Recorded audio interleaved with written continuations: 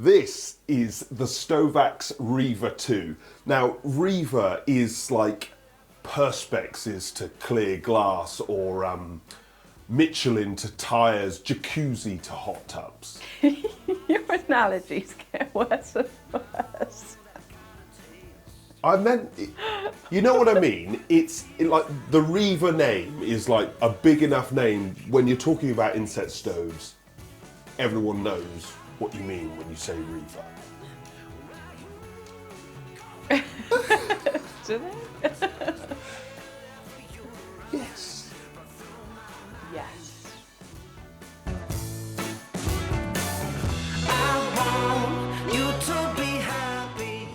The Reaver range comes in 4 different sizes. It starts off with the British standard opening 40, Reaver 40. They then do this 50, a 55 and a 66, and these are obviously just getting wider and wider. This one is the 50, and I think this one is the pick of the bunch because we've still got a 22-inch standard height, so it fits into standard sizes. It's still got a 5-inch flue, and so it's approved, very easy to install, and it's rated at 5 kilowatts, but gives you this more landscape view. Okay, let's light it. As always, we begin with some logs in the bottom. Notice my hands, they obviously look really good. We'll put a firelighter in there somewhere.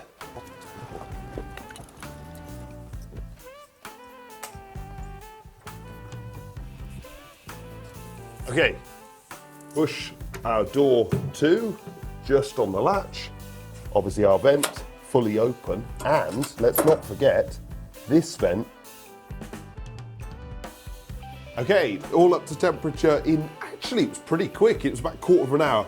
I have spent some time getting my thermometer position to the point where I was happy I was getting accurate readings. But yeah, all up to temperature in about a quarter of an hour, so actually very nice and simple. And I do like this boost function where I can open that up and suddenly I get this jet stream up from below. Makes lighting very, very quick and easy actually. So I'm going to give this, I think for lighting, this is a 9 out of 10, particularly for an inset stove. Look at that jet stream. Calm it down. All good. They're all designed or focus more towards wood burning, but the 40, the smallest, does have the ability of burning smokeless fuel as well. They're all DEFRA approved, which is very relevant if you're wanting to fit that 5-inch flue. Obviously they're eco-design as well. Speaking of eco-design 2022, this range actually won the Build It Awards for 2022 as well. Oh, the heat coming off that. Put a log on there. This is the stove's party piece. Click that down. New fuel boost function. Get that properly lit and up to temperature instantly. Yeah, that's quick, isn't it? Yeah, really quick. And then click it back, rein it back under control. Fantastic. That's good, isn't it? Because like when you're loading a stove, sometimes you've got to like open the vents. You've then got to like wait 5 minutes. You go and sit down, then you've got to get back up. Yeah, and turn it back down again. Yeah, no. You can just boost it, bang, right up to temperature, then set it right back where you want to go. This stove comes with a very cool ash pan design. Also comes with some nice gloves. But I quite like this little setup. And we've got this ash pan underneath, which is great.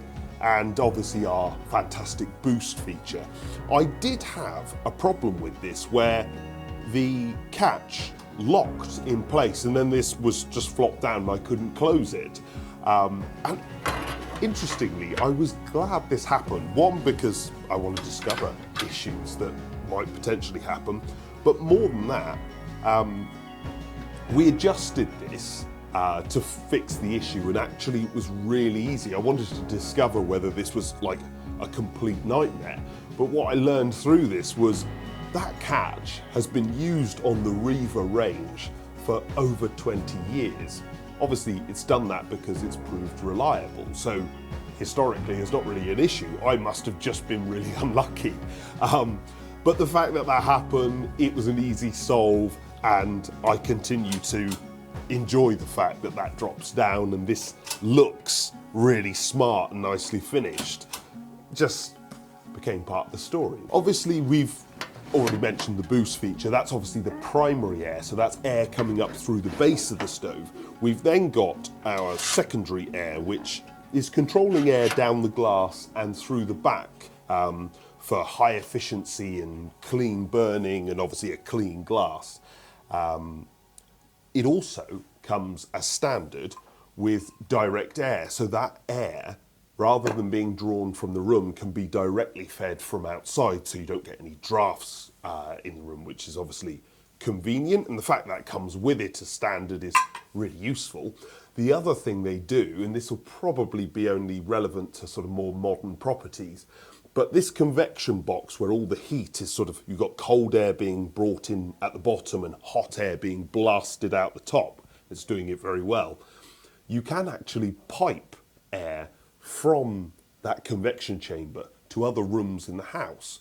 Now that will take a little bit of creativity, but it's a fantastic function where you can drive this heat to other spaces in the house, essentially, after you've done the work, for free. All that heat just appears out of nowhere. Also, you can get it, I've obviously got it with this 3-sided frame because I've got it right down on the floor. But if you want it raised up on the wall, they do a 4-sided frame. So it's framed all the way around. This is the very sort of thin style frame, but they do a wider one as well. So that makes it nice and easy. Final point, it comes with a 5-year warranty.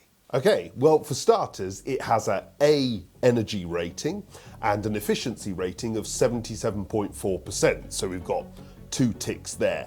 And to be fair, generally it does just run clean. We've had it running all morning and it's spotless, so no problems there. I've got a little shot here of what it looked like after 2 weeks of burning, playing around with it, shutting it down, misbehaving with it.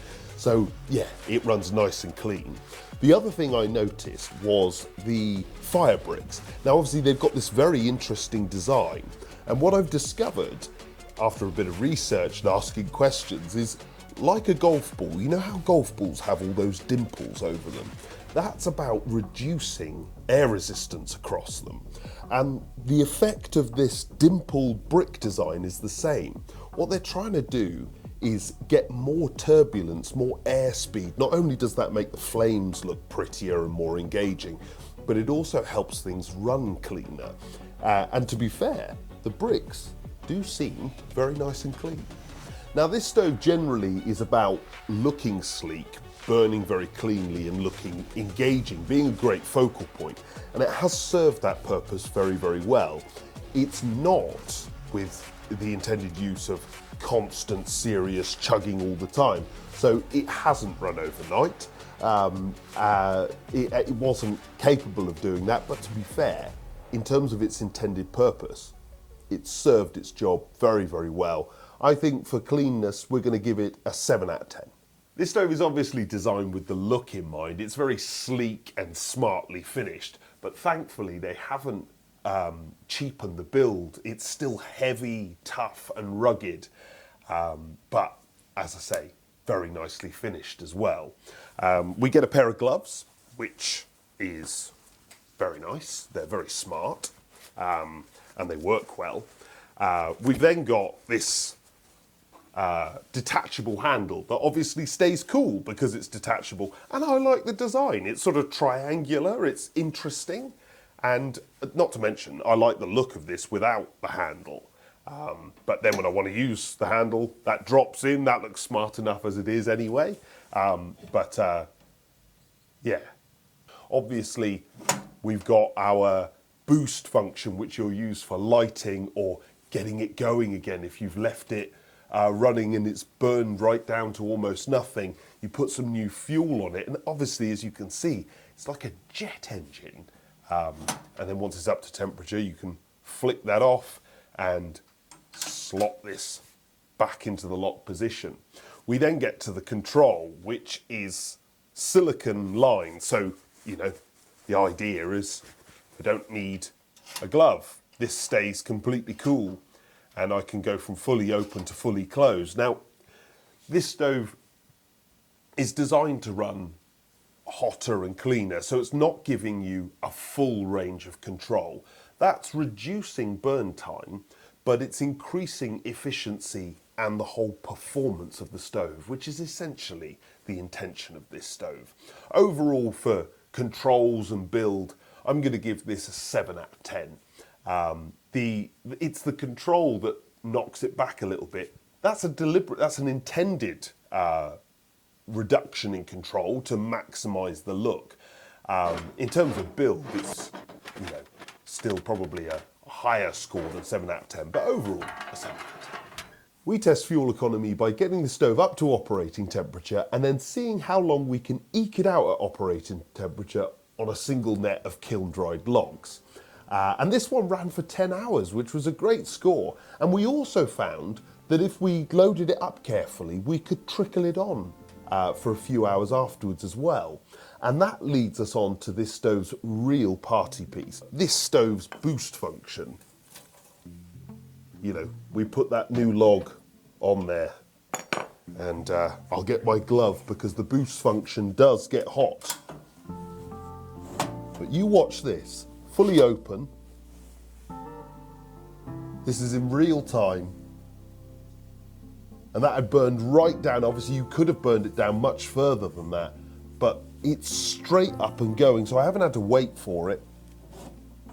I can then shut this right back down again and essentially leave it to just burn pretty. Okay, let's start with this pesky item. Well, most of us are never going to have to play around with this, but probably if there are any installers watching, they already know what this is for. The entire stove comes out of its convection box to help with installation. So this is about bringing the flue back into position so it gets bolted up in, and then you can pull the flue into place and connect it all up. I haven't done it, which is why I haven't filmed it, but it's obviously just a useful thing for the installer. You and I can ignore it. Okay, so the lower door misbehaved once, but to be fair, that was a very easy solve.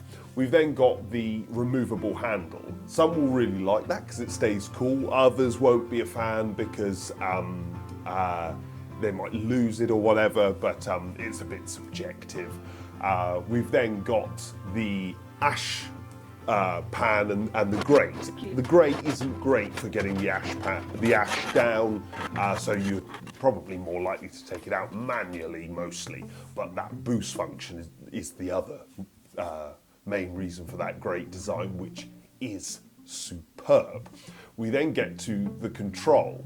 Now, some people will have wished for more serious control, but I tend to think that those buyers won't necessarily be looking for a cassette stove, because this is more sort of wow sports car style rather than functional Land Rover. Oh, finally, there was the log retainer, which has to be taken out with some screws so that you can get the back brick out and service and whatever. Now, it's not the end of the world, but it is something where I probably just put those screws in finger tight to make that process nice and easy as and when I have to do it. From there, this stove has some key and unique things that set it apart for anyone looking for a cassette stove, and could be the reason why I feel this stove is so sorted. The main one for me is history. You can't buy history. This is earned over time. The name Reaver, there's a reason why that is the thumbnail to this video. It just says Reaver, because that history means something. That history means that we've got decades of use, refinement, tweaks, historical reliability, and love for a brand or a particular name. It's got all of that, and you can't buy it. If I start a car manufacturer tomorrow. I may well build a very good car, but nobody wants to buy it because there's no history. The boost relighting, the dimpled bricks, the click shut door, the tidy ash pan, the silicon control, the look of the handle. It's all really clean, smart, tough, and more importantly than anything else when you're talking about a finishing piece for a room, is it looks great, and most importantly of all, it's got history and a story that's worth talking about.